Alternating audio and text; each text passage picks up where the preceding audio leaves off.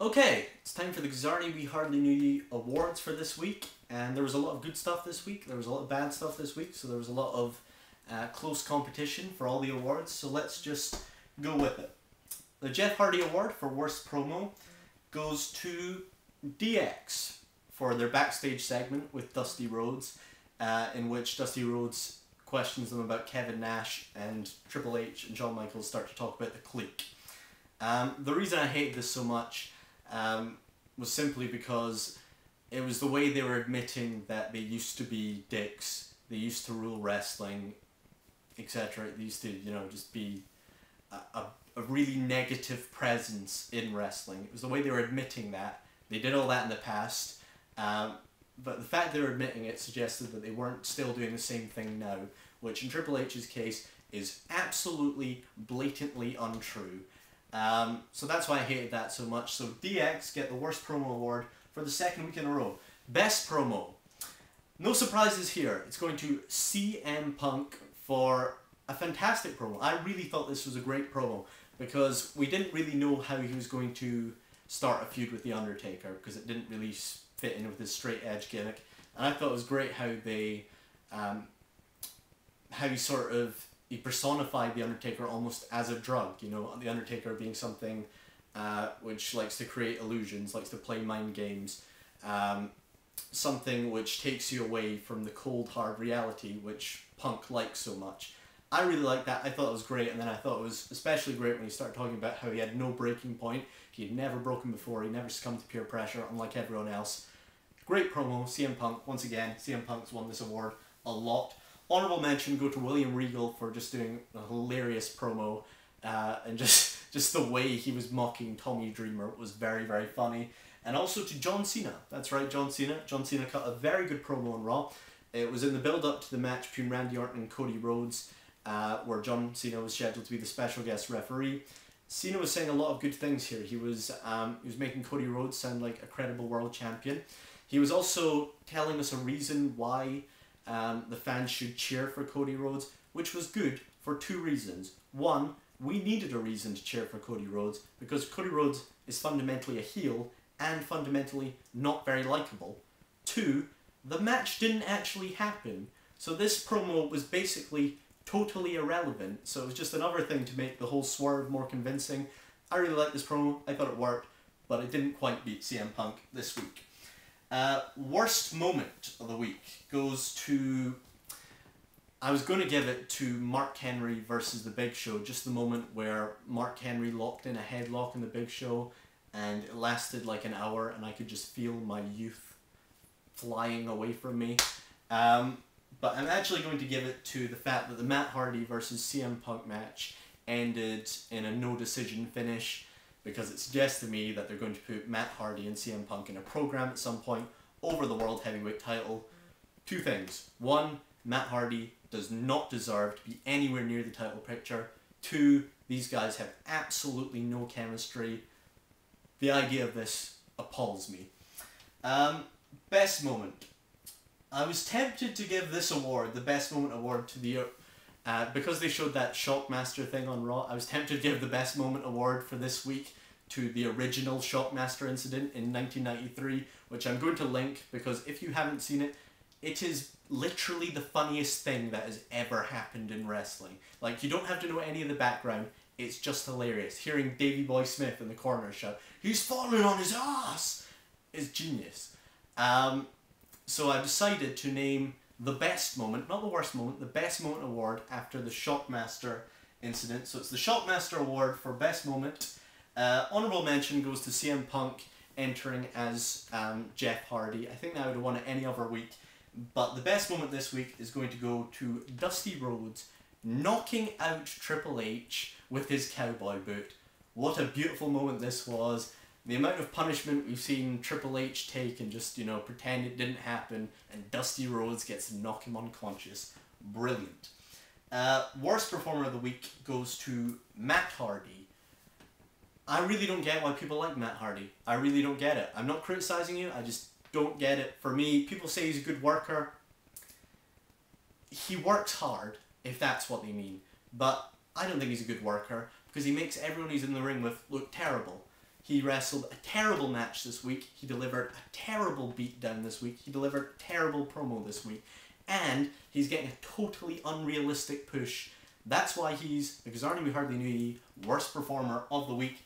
Performer of the week, honourable mention to John Morrison and Rey Mysterio. The reason neither of them are getting it is because they only did one thing during the week, and I just couldn't split them. I thought they were both sensational in that match. A lot of people are saying recently, oh, Rey Mysterio's past it anyway, he can't wrestle. He can fucking wrestle, okay?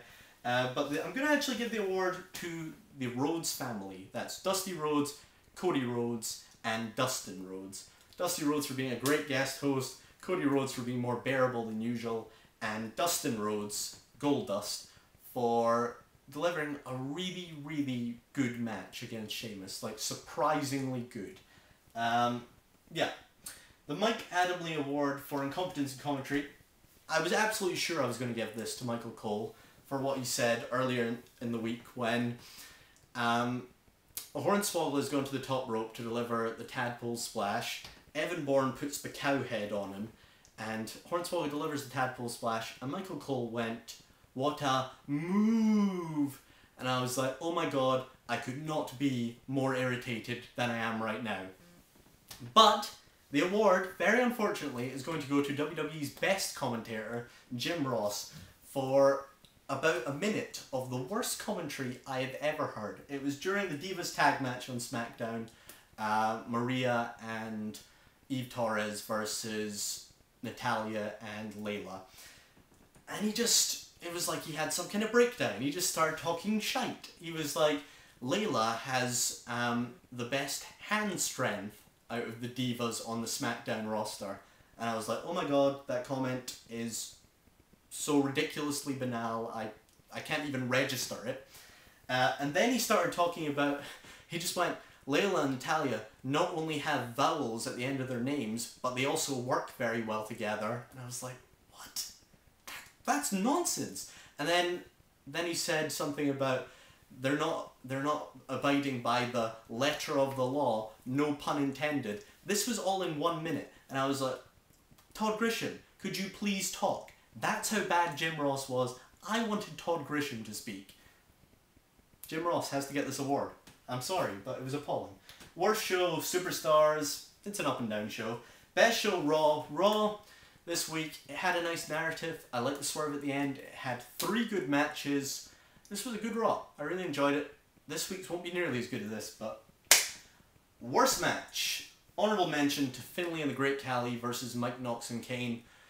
Honourable mention to that just because, looking at that on paper, how could that possibly be good? Same is to be said about the actual worst match of this week, Big Show versus Mark Henry. Utterly appalling, terrible, should never have happened.